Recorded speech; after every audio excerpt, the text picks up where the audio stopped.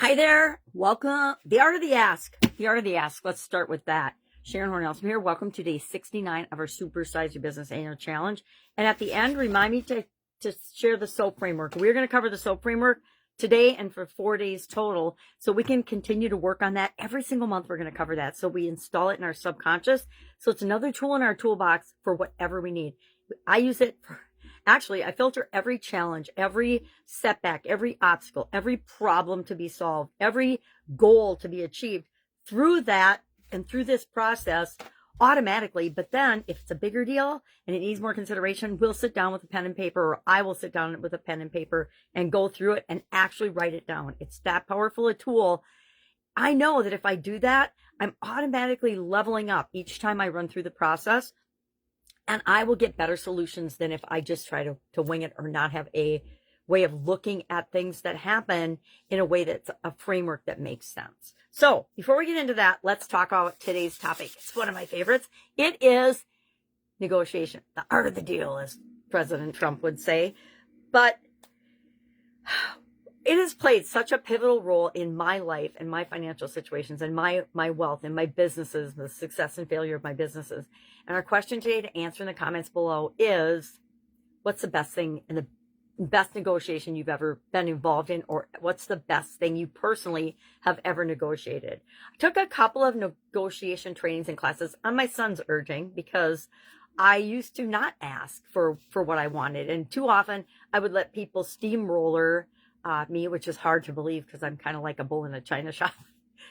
But I learned the power of negotiation, and that it's up to each and every one of us to manage our life and manage our career and manage our decisions. And part of that is the ability to ask for what we want in a way that is, not offensive. Some people are super offensive, right? They just are like a big old bull in the china shop. I try to smooth off my rough edges.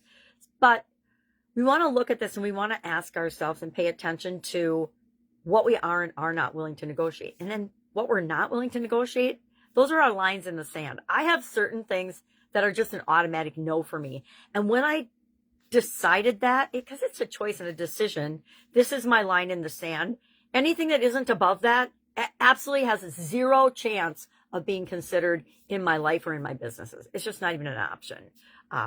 Certain people do that and certain people don't. I drew that line in the sand a long, long time ago about a lot of different core values that I have. I will not do anything that goes against my core values. I just won't do it. It's why I've left businesses. It's why I've left industries. It's why I have left relationships. It's why I've, severed ties with past partners, business and personal, because of core value mismatch. We never go into these things thinking there's a mismatch, but when we find it, I say run as quickly as you possibly can. Negotiate your exit as quickly as you possibly can. So we're not going to go into the nuances of negotiation here. I would say it is the art of the ask, but this is one of those skills that if you don't have it and you're not using it, it's kind of like sales. You better get some training in it, because everything is sales and everything in life is a negotiation. Our relationships are really negotiations, right? I'm going to do this. You're going to do that. We agree, even if it's silently, and that forms the foundation of the relationship. I do what I call expectation sharing with every new person that enters our organization and becomes a part of it, at least the ones that are going to interact with me. I don't do everybody anymore, too many people. But I've trained my leaders and my team members to do the same. You need to set the groundwork immediately when you have a new person come into your world or into your organization, because otherwise they will just do the things they've always done, and that might not be in alignment with the culture that you're trying to create in your business or in your life. So I contend, and I used to practice this. Who did I take a negotiation course from? I've taken a couple. But one of the things they challenged us to do when we were in the course was negotiate everything. Negotiate an upgrade at the hotel. Negotiate an upgrade when you're flying. Negotiate the price of anything you're buying. Hey, I'll buy 10 of these if I can get 2 free. Whatever. Never hurts to ask. The worst that can happen is you'll get a no. And if you get a no, you're in the exact same place you were before you asked. But are you really, or are you that much more confident, that much better? are you now showing that you have personal power and a strong personality, and that the other person's going to think twice before they say, oh, we're going to raise your prices? I used to negotiate with all of our vendors because as a smaller business that they were working with, they were always trying to put the screws to us in terms of price gouging and things because they wanted to make it easier for their bigger customers.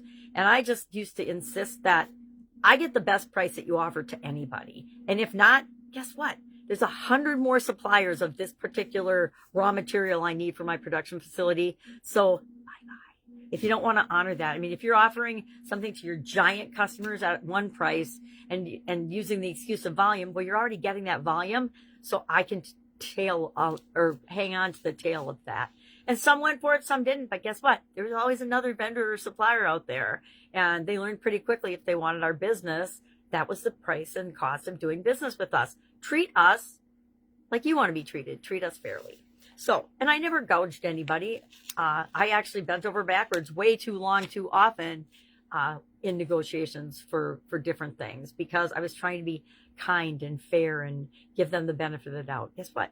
Some people do not earn the benefit of your doubt. If you're doubting, it's for a reason.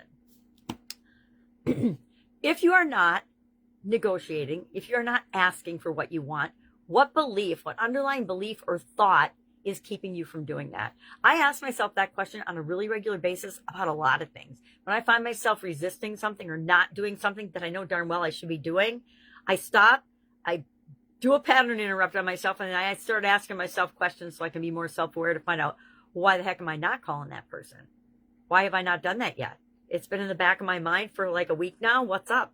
Things like that, because it will help me to be a better decision maker going forward. But part of that is asking for what you want. So what are we going to do today? We're going to share our best negotiation experience that we've had in the comments below, and maybe one lesson that we learned from that.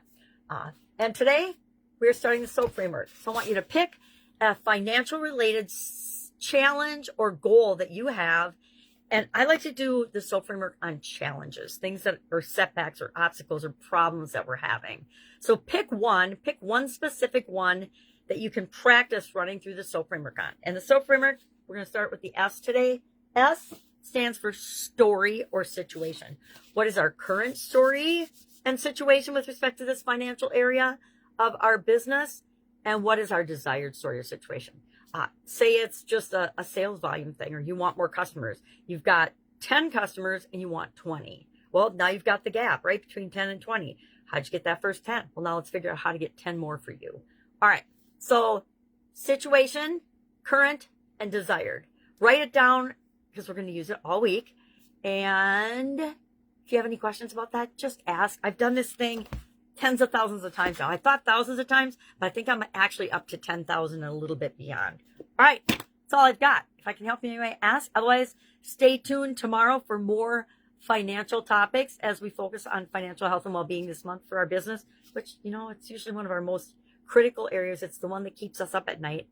It's the one that we stress over if we don't have it handled. So that's why this month is focusing on getting it handled to increase our confidence, which we worked on last month, and help us create the business and the life that we want. And then we'll also go into the O of the SOAP framework trial. That's why I want you to get your problem and your story and your gap identified today.